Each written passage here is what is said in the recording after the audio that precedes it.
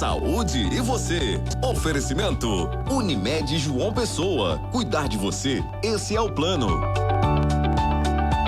Sejam todos muito bem-vindos a mais um final de semana aqui no Saúde e Você, da sua TV Arapuã. E hoje de um lugar bem especial, diretamente do Hotel Globo.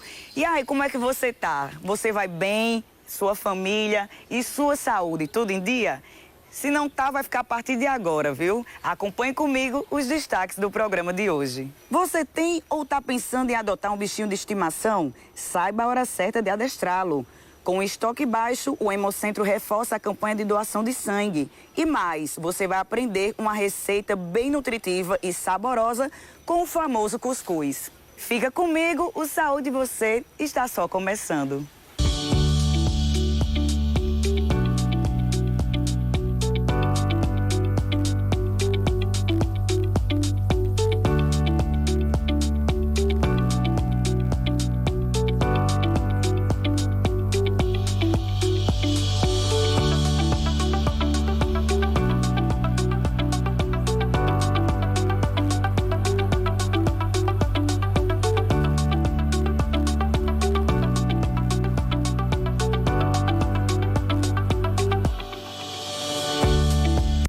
Que os donos amam os animais, aí a gente não duvida. Mas qual tutor não já teve raiva do seu gato, do seu cachorro, quando chegou em casa e viu que tinha algo destruído no imóvel, na sala, no quarto, enfim? Será que ele fez de propósito porque ficou trancado nesse lar? Ou de fato é o instinto animal? Será que tem como controlar isso? Quem vai tirar essas dúvidas pra gente é a adestradora Érica Santos. Ela também é professora de educação física e está tentando juntar as duas áreas de atuação numa só. Daqui a pouquinho a gente vai falar sobre isso, mas primeiro a gente queria saber, tem raças de animais que são mais agressivas ou mais bagunceiras ou depende muito do tutor? Nós costumamos dizer que todas as raças de cães, elas são dóceis, são amáveis, amigáveis. Entretanto, os estímulos que eles recebem, desde o nascimento até o contato com seus humanos, interferem totalmente no seu comportamento. E como a gente pode fazer para que isso não venha a causar, de fato, para a família um transtorno? A gente indica sempre que tenha contato de um adestrador de confiança, qualificado. Todos me perguntam qual é a idade ideal. Eu sempre digo, o primeiro dia que o pet chega na sua casa é o ideal. O primeiro contato que você tem com ele já começa a direcionar aos comportamentos que você deseja que ele tenha em casa. Então, já de filhote, já tem que condicioná-lo. Exatamente. Do dia que o filhotinho chega à sua casa ao dia que você dá o adeus, é sempre ensinamento, é sempre aprendizagem, é sempre uma troca de conhecimento entre humanos e entre cães. Então, treinar cães é 24 horas do seu dia. E isso não estaria mudando a essência dele, né? Não, jamais. É interessante que as pessoas procurem adestradores que tenham essa linha de pensamento de manter a pureza do cão, a essência, a natureza. O ato do roer é natural do cão, ele já vem pronto para isso. O fazer xixi, cocô também é natural. Na natureza não tem um banheiro específico escrito lá, WC. Ele não vai procurar isso. Então, na sua casa vai acontecer problemas porque nós humanos desejamos que ele faça em um determinado lugar. Mas a natureza do cão diz que o quê? Qualquer lugar é lugar para fazer as necessidades dele ou para fazer a brincadeira que ele quer. Então, o humano sente essa necessidade de direcionar. E aí entra o papel do adestrador. E isso também acontece com os gatos? Gatos também, da mesma forma. Eles naturalmente têm aquela necessidade de procurar areia. Então isso é muito mais fácil para ensinar o gato. O gato, coelho também, ele faz xixi e cocô em areia. E nós direcionamos muito mais facilmente, deixando uma bandeja com areia sempre limpa, que são animais muito limpos. Cães, gato, coelho, passarinho, todos eles gostam da limpeza. É tanto que a gente sempre recomenda que o local que ele faz xixi e faz cocô, ele seja mais distante do local de alimentação e do local de sono. E isso à medida que ele vai crescendo. Quando é filhotinho, fica um pouco mais próximo, porque ele não tem o controle dos esfíncteres. Então, não tem um tempo tão grande para conseguir chegar naquele local que você determinou. O que é que acontece muito? O filhote fica brincando na sala, mas o tutor escolheu que lá na área de serviço é o local do xixi. Será que esse filhote ele tem tempo suficiente de sair da sala e chegar ao banheiro que o tutor escolheu? Então isso a gente precisa ter um olhar diferenciado. E aí, quando a gente fala de adestramento, muita gente acha que é um procedimento caro, ou que tem que comprar muitos itens para condicioná-lo da melhor forma possível. Mas é de fato um investimento muito alto, ou não precisa tanto disso, ou isso vai depender de animal para animal, porque cada um tem seu tempo, né? Com certeza. Eu costumo dizer que é um investimento, né? A gente sabe que a quantidade de conhecimento que o adestrador adquire, ele vai valorizar o seu serviço, né? A gente estuda cada vez mais para isso, adquire novos cursos para ter mais conhecimento, para estar sempre atualizado, entendendo as linguagens de cada animal. E sim, varia de animal para animal, varia de tutor para tutor. A casa como um todo, ela influencia muito. Uma coisa é um animal ter apenas um tutor, outra coisa é ter 2 tutores, 3 crianças, idosos. Então, todos esses fatores eles vão influenciar na aprendizagem. Então, quando a gente chega em uma casa, a gente vai fazer uma avaliação e a partir daí a gente vai direcionar. Quantas aulas será que esse animal precisa? Não necessariamente o cão, mas quantas aulas a família precisa para entender como lidar com esse animal. Então, o ideal é que o animal responda a apenas uma pessoa da casa, ou todo mundo pode interagir enquanto dono? É essencial que todos da casa tenham esse contato e saibam conversar com esse animal. Os cães, eu costumo dizer que eles são como aquelas crianças ou pessoas surdas. Eles não verbalizam o português que nós estamos acostumados, mas quando a gente para olhar para o cachorro, eles dão sinais muito claros, como se fossem libras. E a partir daí a gente começa a fazer esse direcionamento. Um comando de senta, por exemplo, a gente consegue fazê-lo verbalmente com a palavra senta, assim como a gente consegue fazer um gestual de empurrá-lo para que ele sente. E ele vai atender tanto o verbo quanto o gesto, quanto os dois combinados. Entendi. Tem tutor que fica bastante chateado quando vê o cão do colega super comportado e o dele não é. Por que que isso acontece também, né? Poxa, eu já tô com um adestrador, já comprei isso para ele e o meu cão ainda não se comporta do jeito que eu gostaria, né? E dá uma certa inveja de quando a gente vê o outro atendendo a todos esses comandos. Isso varia de cão para gato? Demora muito para acontecer? O tempo de resposta ele varia de indivíduo para indivíduo, tanto do animal quanto do tutor. Isso é essencial. Eu sempre digo que a paciência é fundamental nesse processo de ensino-aprendizagem. Então, se o tutor está estressado, o cão não vai responder tão bem, o gato não vai responder tão bem. Então, a gente vai mexer com o cão, ensinar o cão quando a gente está bem, quando a gente está calmo. E é muito rápido esse processo de aprendizagem. Mas o que acontece? A gente precisa entender os gestos, as linguagens. O que é que o cão gosta? Petisco? Brinquedo? Carinho? Tudo isso são recompensas, né? Cães, eles são animais de trabalho. Por mais que o tutor não goste de ouvir isso, eles têm uma função de trabalho dentro da natureza mesmo. Um border collie, tradicionalmente é um cão de pastoreio, mas nós temos border collie em apartamento, em fazenda, em casas. Vocês vão ver daqui a pouco os border collies em ação aqui na minha casa. E muda muito, a raça muda, o trato que a pessoa tem com o animal muda, mas a gente precisa identificar o que o cão gosta. E a partir daí a gente vai fazer o trabalho para que o meu cão seja como o cão do meu amigo ou mais tranquilo que o cão do meu amigo. Mas vai depender do empenho de quem? Do tutor. E isso pode levar meses? Pode levar um dia, como pode levar anos. Dependerá da linguagem que foi formatada dentro daquela família, tá? Eu vou dar alguns exemplos, aí você vai ter noção de mais ou menos como isso funciona. Eu te convido até para experimentar um pouquinho de como ensinar o cão. Os cães nunca viram você, mas vamos ver se você vai conseguir ter essa resposta, tá? Por mais treinado que eles sejam, nem todo mundo tem essa habilidade de conseguir um certo comando. Se for um senta é mais fácil porque a gente repete muito, a gente acha muito fofinho. Senta, pata, deita, são comandos básicos que ajudam a gente em determinadas situações, tá? Então é muito assim. O tutor precisa realmente estar empenhado naquilo que ele deseja que o seu cão faça. Do brincar ao atender.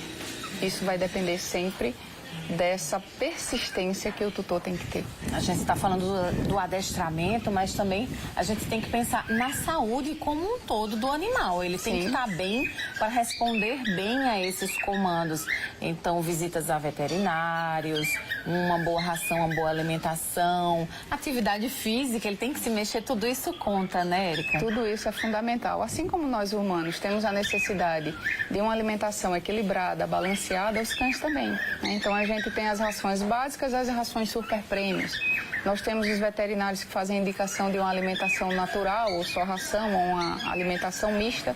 Então é interessante que sempre tenha esse acompanhamento veterinário. Sempre avalie a condição física do cão, como está a saúde dele, porque também vai influenciar no adestramento. Se esse cão está, por exemplo, com uma otite, uma infecção no ouvido, será que ele vai conseguir ter essa concentração para a aprendizagem naquele momento? Vai interferir totalmente. Então, você falou muito bem, a saúde do cão é fundamental para tudo que nós vamos fazer com ele. Seja dentro da nossa casa, seja uma prática esportiva, um passeio. Quanto mais a gente tiver essa cautela, esse zelo, esse cuidado, melhor. Mais eficiente vai ser o nosso processo familiar com o cachorro. E com relação ao espaço, né? A gente sabe que tem cães, assim como as pessoas, elas ocupam muito no local onde eles moram. E a gente, ultimamente, tem visto um crescente aumento do número de apartamentos. E como é que ficam, então, por exemplo, os cães de grande porte em ambientes apertados, né, para eles, por isso que às vezes acaba ali que tem uma bagunça. Como a gente pode escolher, então, o tipo do animal para o local onde a gente mora? Tem algumas raças, assim, que são mais recomendadas para ambientes menores? A gente pensa sempre que cães de pequeno porte, eles são mais fáceis nesses ambientes, mas até isso eles enganam. Por quê? A gente precisa ver as características de cada raça, né? Tem cães que são cães de companhia, são de pequeno porte, mas tem outros cães de pequeno porte que são de caça. Então, já tem uma característica aí que difere. Cães de caça, eles vão ter uma energia muito alta. Então, podem morar em um apartamento pequeno, em uma casa pequena? Podem. Mas qual é o diferencial, seja cão pequeno ou seja cão grande? Que o tutor esteja disposto a ter aquele tempinho para gastar a energia do cão. Não necessariamente eu preciso levar o meu cão para passear, mas em casa eu tenho que promover atividades que ele gaste energia, tanto física quanto mental. Então, podemos ter cães de grande porte em apartamento pequeno? Sim, podemos. Desde que o tutor esteja ali consciente do papel dele. Ele precisa oferecer todo o aparato para que aquele cão se sinta confortável e não tenha necessidades extras. Então vamos lá para os comandos, que é o que muita gente quer saber, principalmente do xixi, do cocô, né? O que as pessoas em casa podem fazer para já estimular esse animal ter o cantinho dele? Se chega de filhotinho, é sempre muito mais fácil, porque ele ainda não tem tantos vícios gravados dentro da mente dele. Então, a gente costuma dizer, vamos reduzir a área, um cercadinho, um quarto, uma varanda, para que naquele momento que ele necessita, ele já está naquele local para ter um 100% de acerto. Quanto mais ele acerta e a gente recompensa, mais ele fixa que aquilo ali é legal. Então, se é um filhote, redução de área é excelente, tá? Um cercado, uma varanda, um quarto que seja dele, um banheiro e outros fatores. Então, o acordar, o ato do cão acordar, filhote, é certo. Cerca de 2, 3 minutos ele vai ter a necessidade de fazer um xixi e fazer um cocô. Então, a gente aproveita esse tempo já para direcioná-lo a um tapete, a uma banheira, próximo ao ralo, ao local que você escolheu. Depois que se alimentam quando filhotes, a gente costuma marcar o tempo. E aí a gente faz uma programação, porque eles vão gerar uma média. Então, 5 minutos, 10, 15, meia hora. Eu vou fazer o quê? Levar o meu cão para esse local.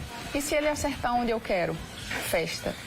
Um petisco, um carinho, um agrado para mostrar que, muito bem, foi ótimo. Então, quanto mais ele acerta, mais a gente recompensa, mais ele grava que aquilo é bom, mais ele vai repetir porque ele vai querer mais. Se um cão já é adulto ou idoso, é possível fazer com que ele modifique esse comportamento, fazer xixi num sofá, numa geladeira? Sim, é possível, mas vai dar um pouco mais de trabalho. Então, a gente pode fazer alguns exercícios no passeio, levar o tapete higiênico para o passeio com a gente, chegar em um poste ou uma árvore e deixar aquele tapete lá e sempre ir com o meu cão e naquele ponto que nós escolhemos que está com o tapete. E dar um comando, xixi, pipi, a palavra que o tutor escolher, ele vai fixar como aquele comando que a gente deseja. A partir daí, a gente pega aquele tapetinho que ele sujou lá na rua, levamos para nossa casa e fazemos o mesmo trabalho dentro de casa.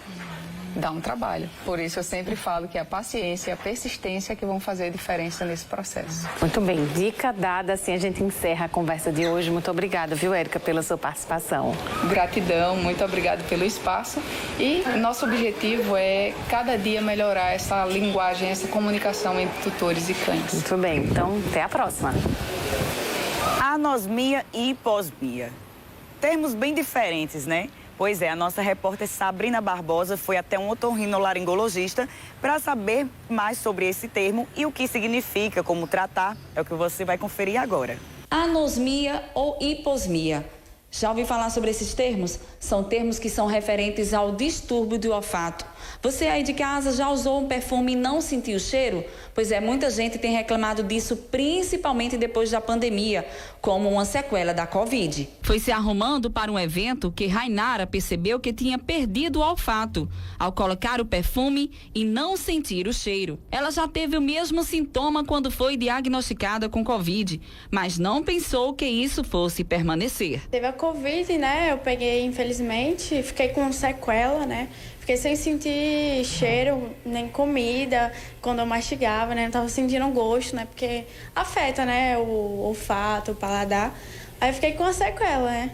Você já procurou algum médico? Já procurou saber o que de fato fazer quando isso ocorre, quando realmente você não tá sentindo o cheiro das coisas? Eu achei que era uma gripe, né? Normal, porque eu tenho rinite também, afetando meu nariz e tudo mais. Mas vou buscar, sim, um tratamento com otorrino, né? E seguir as instruções direitinho. Quando a gente ouve falar da Covid e suas sequelas, a perda do olfato e do paladar são as queixas mais comuns entre os pacientes. E os especialistas afirmam que é preciso ficar atento quanto ao diagnóstico. A diminuição do olfato ou a ausência dele está relacionada ao Covid, não só a ele. A gente tinha já essas queixas em alguns pacientes, por exemplo, pacientes com sinusite crônicas, rinites não controladas, rinite alérgica não tratada adequadamente. Pode também causar a hiposmia, que é a diminuição, ou a anosmia, que é a ausência total do olfato. Tá? Mas o Covid, ele veio com uma característica também, entre os sintomas que ele se apresentava, essas queixas. A especialista ainda deu algumas dicas e recomendações para quem tem esses sintomas insistentes. Primeiramente, tenta associar se está tendo uma diminuição ou se é ausência. Tenta associar se tem algum processo inflamatório. Às vezes você está com resfriado e isso pode fazer uma diminuição do olfato. Às vezes você tem um quadro de uma rinite alérgica, então você tem associado coriza, espirros, né? Se você tem mudanças de clima também isso pode favorecer. Então tenta ver qual é a relação disso, se é do Covid ou se é outras coisas. Outra coisa muito importante que a gente às vezes acha que não é uma besteira, mas lavar o nariz com soro fisiológico. Isso é muito importante. Você hidrata a sua mucosa, você limpa o seu nariz, então você já impede essas inflamações. Querendo ou não, o Covid causa um processo inflamatório também, né? Nessa região da rinofaringe. Né? Tanto que o teste do Covid a gente faz exatamente com cotonete, porque o vírus está ali naquela região. Então, se você lava o nariz com soro, você já pode evitar bastante que esses quadros se apresentem e que se instalem sem melhoras. Agora a gente vai para um breve intervalo. Você aí nem pense em sair do lugar, viu? É rapidinho, daqui a pouco a gente volta.